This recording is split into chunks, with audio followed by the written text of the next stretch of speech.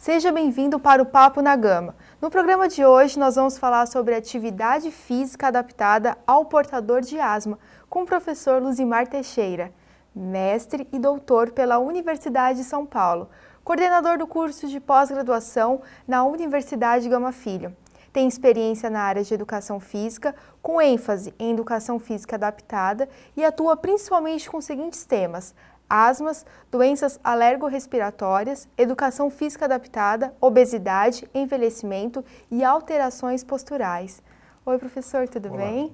Tudo bem. Muito obrigada pela sua presença. Nós vamos falar hoje sobre a asma, que é considerada uma doença de saúde pública já, né? Perfeito. E de que forma a atividade física adaptada, ela pode contribuir para as pessoas que têm asma? Quais são as mudanças que a gente pode notar nesse processo? O que a gente chama a atenção é que assim, existe aquele consenso, aquela coisa natural de todo mundo falar, natação faz bem para a asma, né? Muito bem, não é só natação. As atividades físicas, elas fazem bem. Mas no caso do asmático, existem alguns cuidados, porque se por um lado a atividade física faz bem, por outro lado ela pode fazer mal, né? Porque o asmático tem um evento que nós chamamos de broncoespasmo induzido pelo exercício. Ou seja, um determinado nível, uma determinada intensidade, uma atividade com determinadas características, a gente pode falar mais adiante, pode induzir, levar o indivíduo a ter uma crise. Então, assim como ele tem uma crise por um corante, um conservante, um alérgeno, uma poeira e etc., ele pode ter esta crise desencadeada pelo exercício. E eu vou mais além. Se ele está numa crise leve, por exemplo, está com espirro, um pouquinho de falta de ar, e pensa erroneamente, vou fazer exercício para melhorar? Não, vai piorar. Então, o exercício físico ele pode ser o desencadeador e ele pode ser o potencializador, ou seja, aumenta alguma coisa que já está ocorrendo. Então, a gente precisa de alguns cuidados, alguns critérios, é necessário o profissional ter conhecimento do que é o broncoespasmo induzido pelo exercício, em que momento ele ocorre, em que situação ele ocorre, que fatores agravantes estão no entorno, por exemplo, fazer exercício num dia muito frio, com ar muito seco, fazer exercício na presença de cheiros fortes, poeira caseira e etc., são fatores agravantes. Ou seja, o BI, o broncoespasmo induzido pelo exercício, diante desses agravantes, vai ser ainda pior. Então, a atividade física, neste caso, não vai fazer bem. Então, precisa ter conhecimento disso para usar o exercício a favor e não contra o indivíduo. E de que forma, quais itens a gente pode apontar para auxiliar na asma, então? Quais programas de atividades as pessoas podem adotar para que a asma ela possa ser vista como um tratamento, como algo que possa ser melhorado? Olha, outro erro é falar assim, não, vou só fazer natação e vou curar minha asma. Primeiro, a asma é genético, constitucional, né? Ninguém está pensando aqui em cura. Precisa que o indivíduo tenha uma boa condição cardiorrespiratória, portanto, qualidade de vida, tudo aquilo, né? Para isso, precisa fazer atividade. Mas, se a atividade leva à crise, ele vai se afastar da atividade, o que isso já aconteceu anos atrás, na área escolar, era muito preocupante, porque as crianças pediam atestado médico para não fazer, né? Por quê? Porque ele fazia atividade física e passava mal durante a atividade física. E o pior, ele passava mal à noite, que é o que a gente chama hoje de reação tardia ao exercício. O exercício tem esse potencial. Ele provoca a crise na hora e ele provoca uma nova crise de 4 a 10 horas depois, por um processo inflamatório. Então, as mães, eu trabalho há 35 anos com asma e eu lembro as mães, professor, pelo amor de Deus, arruma um atestado para o meu filho não fazer, porque todo dia que ele faz educação física na escola, ele passa mal e depois à noite eu tenho que ir para o pronto-socorro fazer inalação, né? Daí foram inúmeros treinamentos, professores de educação física das escolas, alertando, ensinando o professor, olha, existe uma coisa chamada broncoespasmo induzido pelo exercício. Qual é a atividade que provoca isso? Olha, se você colocar a criança para correr na quadra durante 5 minutos de corrida ininterrupta, esta é a melhor forma de você provocar uma crise de asma. Então isso precisa ser evitado. Quando você fizer, faça corridas intervaladas. Mas outra coisa que é muito importante, hoje nós temos uma disponibilidade absurda, que é uma terapêutica medicamentosa, não estou aqui recomendando medicamento, tá bem? Mas há que se ter claro que nós estamos diante de uma manifestação que é crônica. Então ninguém admite, por exemplo, que um diabético faça atividade física sem ter o controle de sua glicemia. Ninguém hoje admite que alguém que seja hipertenso vá fazer atividade física sem tomar o seu remédio. Por quê? Porque são doenças crônicas. A asma é a mesma coisa.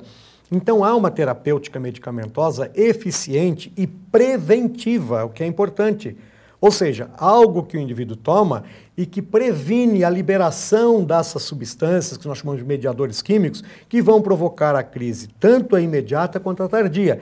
Então, o indivíduo adequadamente tratado, o alergista trata disso muito bem, com a medicação adequada, ele vai fazer qualquer atividade sem nenhum problema. Levar uma vida normal. Muito bem, mas eu vou alertar uma coisinha, principalmente para os professores de educação física.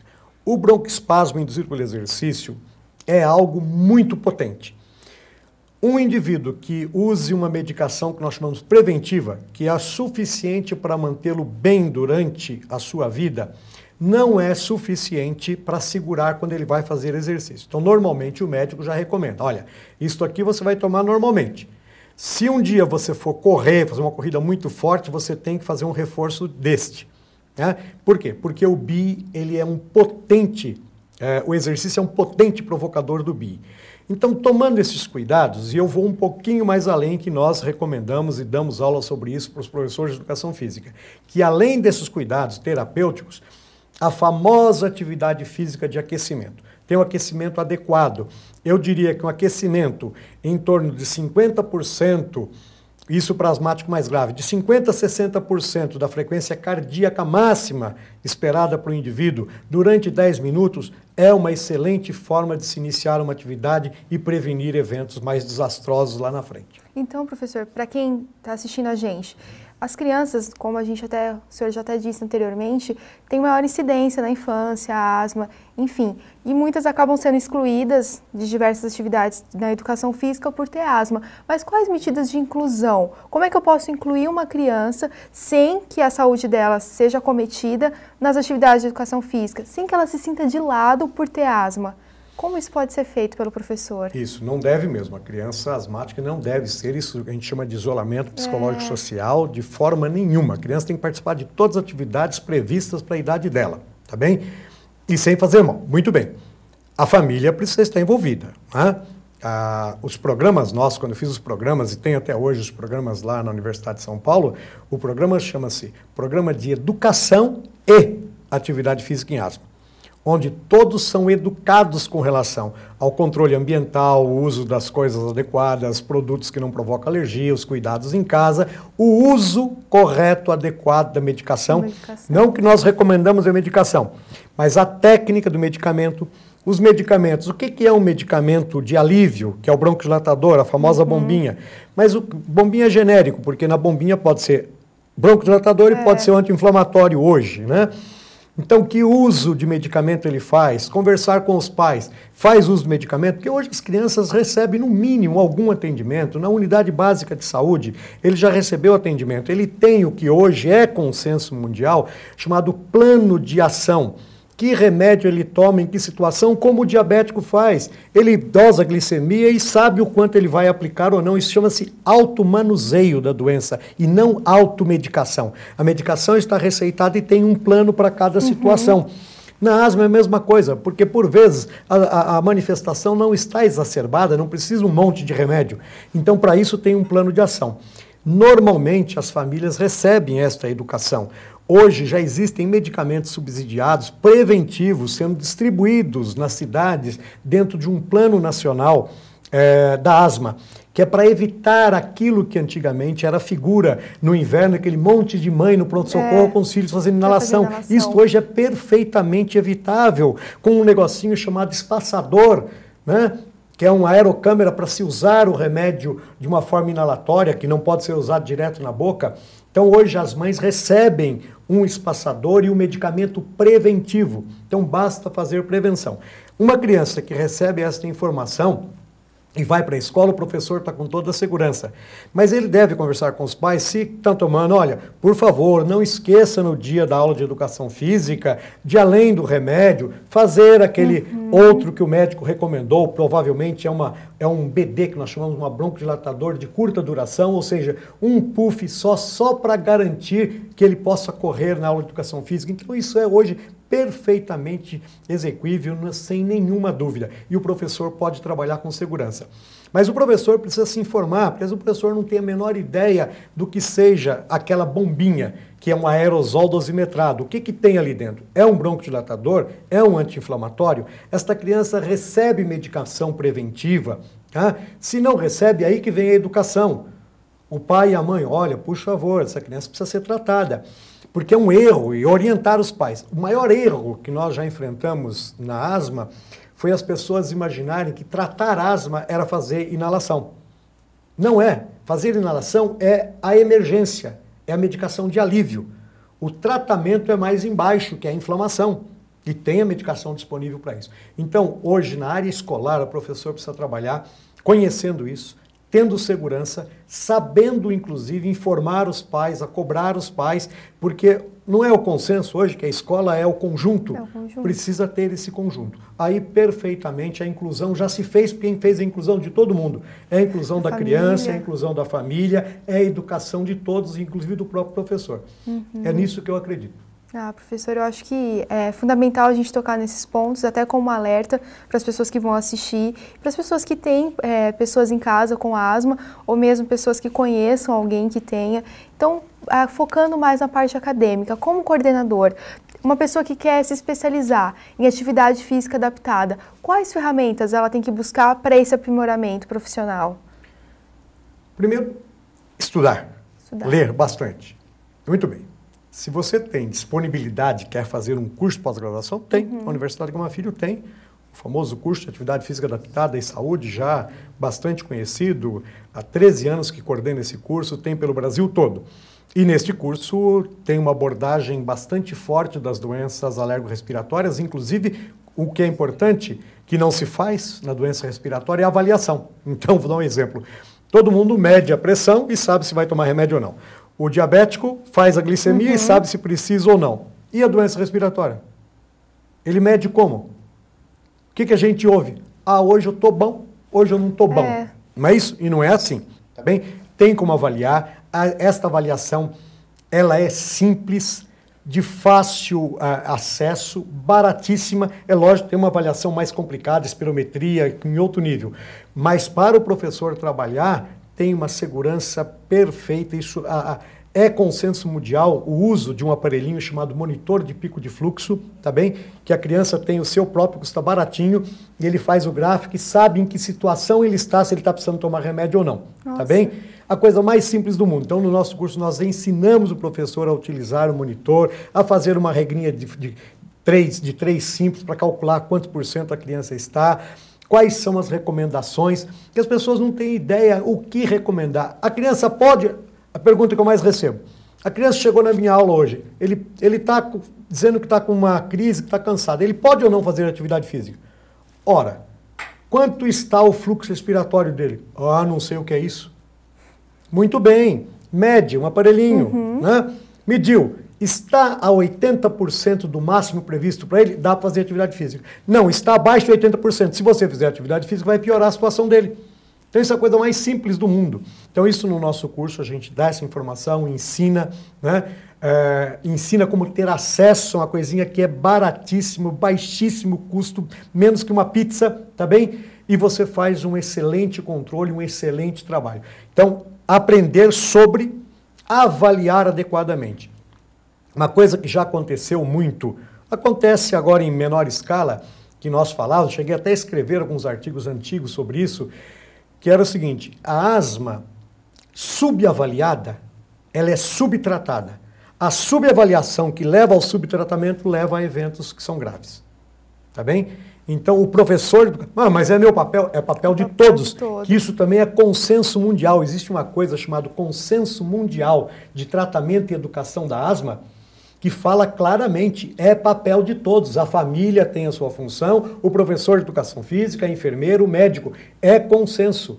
Todos têm que ter essa informação. Então, no nosso curso, a gente faz essa abordagem, dá estes instrumentos e muita leitura. Se alguém quiser acessar um pouco dessa leitura, tem o nosso blog, não sei se ele aparece na tela ou não, mas é o www.luzimarteixeira.com.br. Tem bastante informação, quem quiser isoladamente ler sobre isso, ou ver lá os sites da UGF sobre os cursos, por favor, faça bom uso, tem bastante material disponível para leitura. Hoje a gente costuma dizer que sofrer, padecer por asma hoje é por absoluta falta de informação. Uhum. Informação e comunicação, né? Que é primordial se comunicar para você poder compreender o que está à sua volta, o que te norteia. Professor, muito obrigada pela sua presença, agradeço muito. Acho que a gente pode voltar e conversar um pouco mais sobre asma, porque eu acho que é muito bom esclarecimento. Acho que tem muitas coisas que ficam no achismo, algumas coisas que as pessoas elas julgam ser e de fato pode ser muito mais simples o tratamento do que as pessoas podem pré-julgar. E agradeço muito a sua presença, espero recebê-la numa próxima oportunidade. O senhor tem alguma consideração final sobre o tema? Seria um prazer realmente voltar, porque existem outras abordagens, nós poderíamos falar um pouquinho sobre como controlar o ambiente, né, que é muito importante, mostrar como é que se avalia, que coisa mais simples do mundo, desmistificar, acho que desmistificar algumas coisas, porque as pessoas ficam com certo medo, até aquele mito que tem asma, né, e todo mundo se assusta, tem mito. Por que tem esses mitos? Por que tem tanta crendice? Por que tem tanta receita de remédios milagrosos? Tem toda uma história disso, né? E muita coisa hoje acontece na asma porque ainda são mitos e crendices que perduram. Né? E essa é a nossa função. Tirar esses mitos, essas crendices, fazer uma abordagem clara, acadêmica. Os conhecimentos sobre a doença hoje estão num nível muito interessante. Hoje nós conhecemos profundo e perfeitamente o mecanismo inflamatório, o mecanismo alérgico. Existem recursos terapêuticos e não só terapêuticos de controle ambiental, tá bem? Que as pessoas também não sabem. Então, uma coisa muito importante abordar. A gente sempre fala de poluição. Poluição. Mas sabe qual é a pior poluição? A caseira, a da sua casa. Então, a gente não associa. Hoje a pior poluição, todos os especialistas falam, 86% do seu tempo você passa em casa. Em casa. E a sua casa está um lixo de sujeira em termos de aeroalérgenos, ácaros, produtos de limpeza e etc, etc. Então, inseticidas, é uma loucura. Tem um movimento mundial chamado o movimento da casa saudável. Está se retornando, por quê? Porque hoje a casa passa a ser um ambiente insalubre. Então, a poluição caseira hoje é a pior. Então, olha quanta coisa a gente pode abordar, né, dentro da doença respiratória ou alergorrespiratória. E eu espero recebê-lo no próximo programa, assim, para a gente dar continuidade. Muito obrigada pela sua presença. O nosso programa se encerra e até o próximo encontro. Professor, obrigada. E eu acho que a gente pode...